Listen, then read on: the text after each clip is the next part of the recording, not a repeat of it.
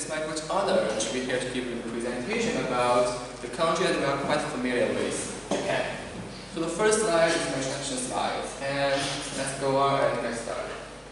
Okay, so when I started talking about Japan, what will come to our mind firstly? Will it be the beautiful sakura around the country? Or the delicious sujis? Oh, some of you guys may think of this, the great Japanese animation. Well, unfortunately, none of them will become our topic today. So, what we are going to talk about today is about this guy, MGida. So I bet you guys may have guessed what the topic is. Yes, it's a political event, which is the amendment of the Constitution. So let's firstly have an overview of my presentation, which contains 4 steps. So let's go on and to the first part, which is the backbone part. The preparation process for this political event mainly contains 3 steps. The first step is that the enemy administration passes a resolution to help them lift the right of self-defense.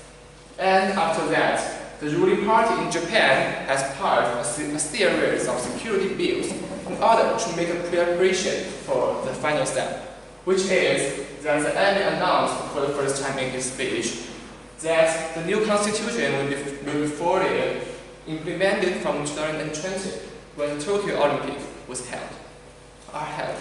So that's the basic timeline as well as the main process of this event. And after that, let's have a look at the main content.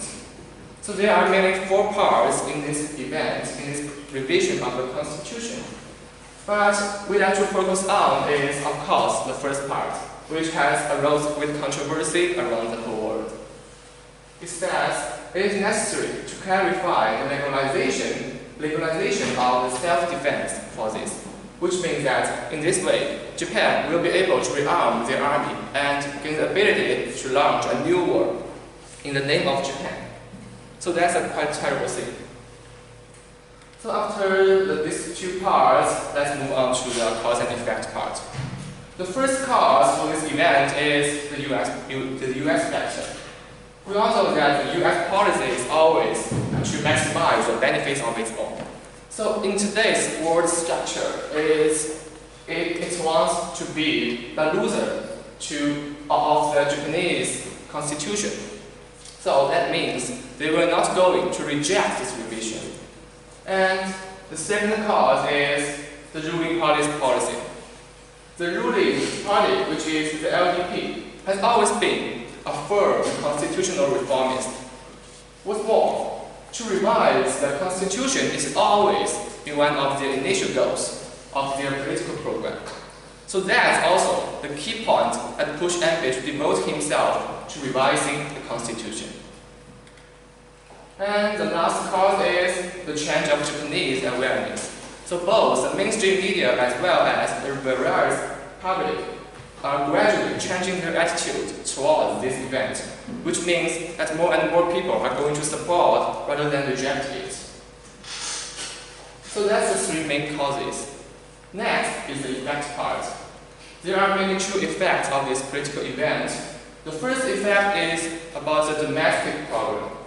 The latest poll results show that currently half of the people oppose the amendment of this constitution. That is to say, this revision could cause great contradiction among the public in Japan itself. And the second part is that this event could help the militarism in Japan to revive and influence the peace in East Asia and even the whole world. So that's the 2 basic negative impacts that this event could bring about. So I think it's time for the conclusion part. Based on what we have discussed above, the Japanese politics is further tilted to the right. So that means their attitude nowadays is quite aggressive.